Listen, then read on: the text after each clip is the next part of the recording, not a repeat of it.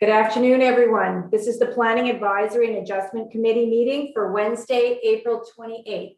I will now turn it over to our chairman, Chairman Levisser.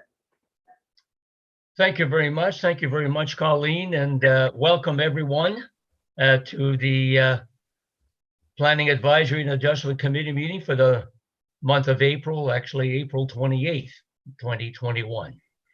I would like to call the meeting to order at this particular time and welcome members of the committee, Marie-Josée Levesque, Christine Reevey, Bob Hughes, and Tanya Saint-Louis, and Saint-Louis.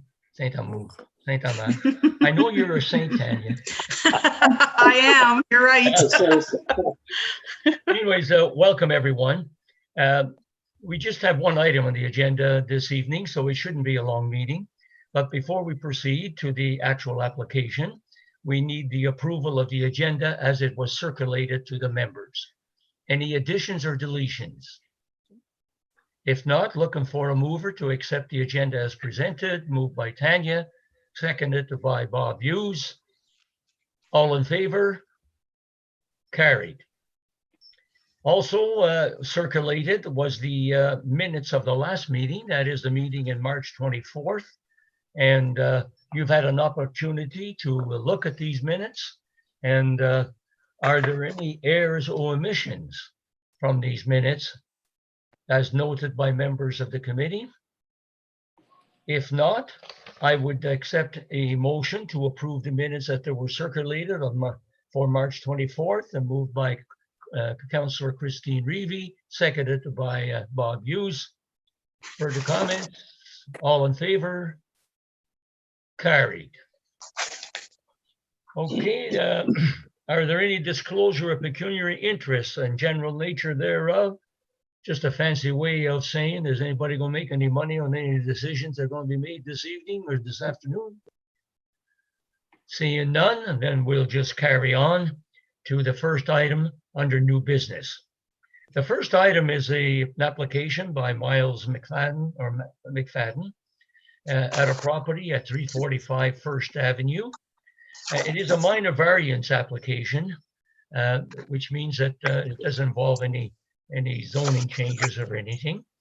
And I would like at this time to ask our planner to present her report and her comments. Thank you, Mr. Levisser. An application for a minor variance has been received for the property municipally known as 345 First Avenue. This property is zoned residential type 2, and it permits a single detached dwelling house with a detached garage. The relief being requested is for the height requirement of the proposed detached garage. The zoning bylaw permits a maximum height for an accessory building of 4.5 meters or 14.76 feet. The proposed height is 5.79 meters, 19 feet, with relief being requested in the amount of 1.29 meters or 4.24 feet. The applicant is proposing to build a new detached garage loft for storage. The applicant also wants to add a hoist to the new garage to repair his own vehicles. There would be no commercial or residential uses associated with this detached accessory building. The official plan designates the property as residential. The residential design principles will be used to ensure compatibility between housing of different types, densities, and heights. Development will only be permitted provided there is compatibility with density and height of existing surrounding development. The official plan also states that development must fit in with the character of the neighborhood. It does not mean that the development looks the same as the neighboring development, but the housing form is similar in size, scale, massing, and architectural elements. The existing dwelling house at 345 First Avenue does fit in with the character of the neighborhood. The property is bounded to the north, south, east, and west by existing residential uses. The existing single detached dwelling house at 345 First Avenue meets the lot area, lot frontage, lot depth, and setback requirements, as well as the landscaped open space requirement. The proposed detached garage meets the interior side yards and rear yard setback. It also meets the requirement of a 4-foot separation between the existing dwelling house and the proposed garage. The zoning bylaw also states that an accessory building cannot exceed 12% of the lot area. In this case, the detached garage is 11.9% lot coverage. Therefore, this requirement is met. The only requirement that requires relief is in regards to the height for the accessory building. The zoning bylaw requires 2 parking spaces for the single detached dwelling house, and 2 parking spaces can be accommodated on the property. The zoning bylaw defines height as the vertical distance between the ground at the front of the building, and in the case of a hip roof, like what's being proposed, the mean height is between the eaves and the ridge. So in regards to the height of the proposed detached garage, according to the applicant, there's approximately a 2-foot grade difference between the property fronting on Trafalgar and the location of the detached garage. So the house on Trafalgar is higher than the proposed garage and the existing house at 345 First Avenue. Therefore, this will aid in the height issue for the adjacent property owner on Trafalgar Road. The adjacent property owner at 340 Trafalgar Road has an approximately 18.3 meters or 60 feet from the back of their house to the rear lot line. The proposed detached garage is approximately 6. So there would be a separation from the house, the existing house at 340 Trafalgar, to the proposed garage of 66 feet. And again, there's that lot grade difference of 2 feet. There is vegetation between the side lot lines of the abutting 2 properties on First Avenue to create a visual barrier between those property lines. The provincial policy statement states that land use patterns within settlement areas shall be based on a range of uses and opportunities for intensification and redevelopment. So this accessory use would support the provincial policy statements, intensification requirements. So in regards to a recommendation, the applicant, based on the plan provided, requests a minor variance to allow the accessory building to have a height of 19 feet instead of the maximum of 14.76 feet. The lot area, lot depth, landscaped open space, and all other setback requirements are met for the garage and for the house. Parking requirements are met. It's compatible in the existing neighborhood. It meets the intent of the official plan and the provincial policy statement. The planning department does recommend this proposal to the Planning Advisory and Adjustment Committee, subject to the following conditions: that the detached accessory building is for personal use only and shall not be for any commercial use. And secondly, that the detached garage would not be used for any human habitation. The applicant is then considered minor in nature, desirable in the neighborhood, and meets the intent of the official plan and the general intent of the zoning bylaw.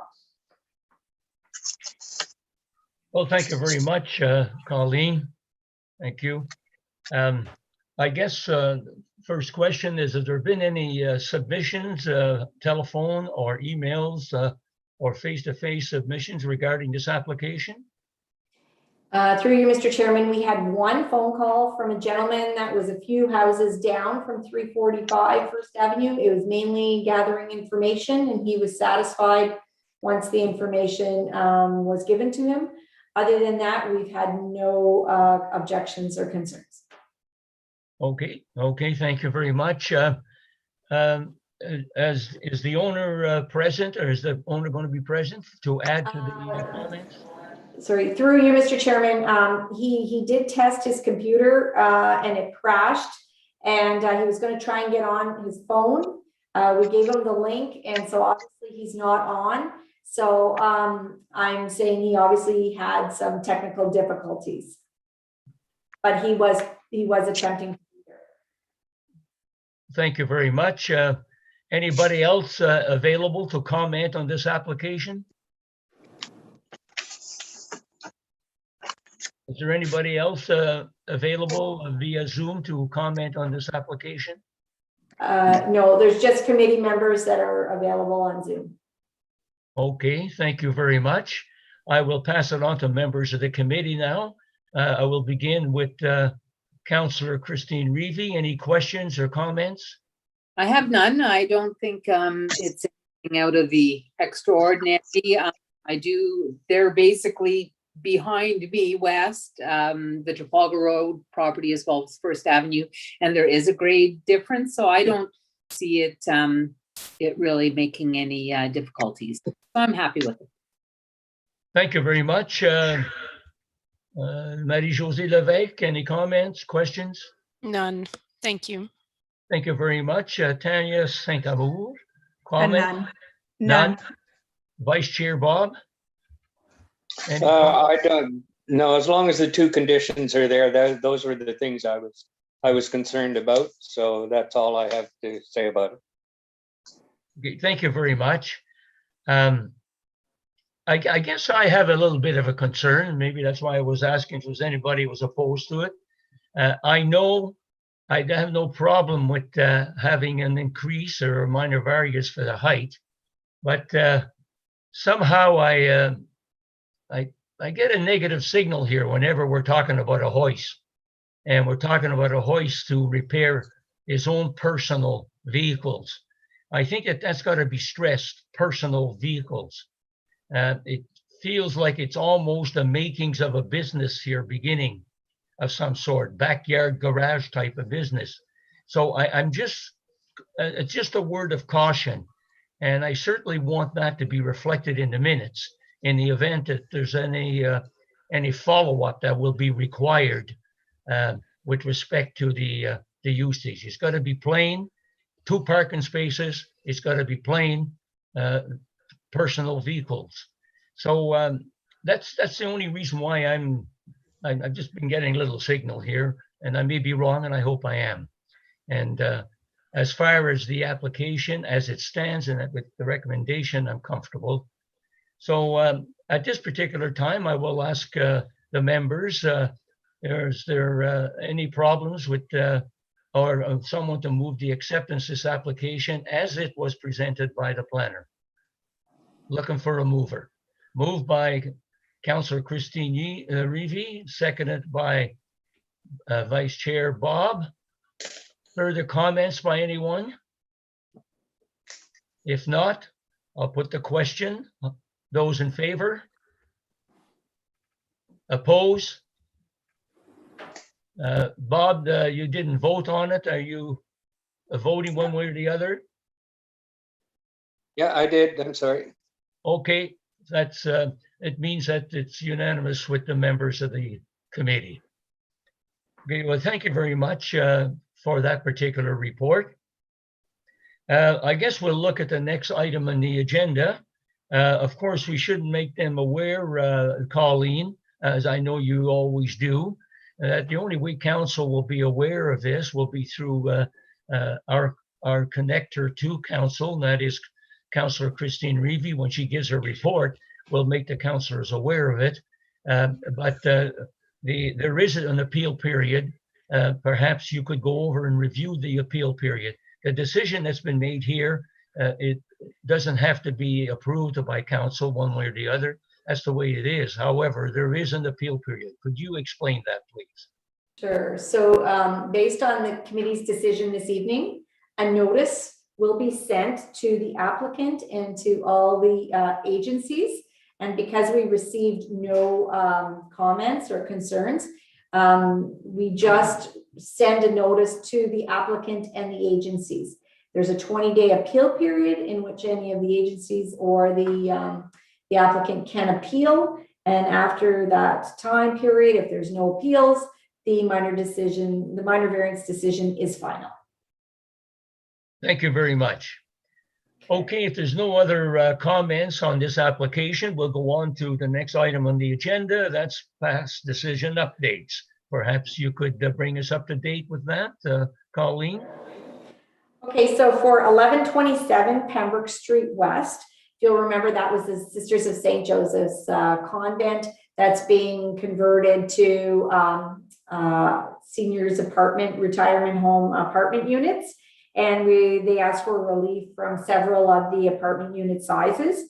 This has passed the appeal period date of April 14th, and there was no appeals. So the decision is final, and they're about to submit a site plan agreement for that building.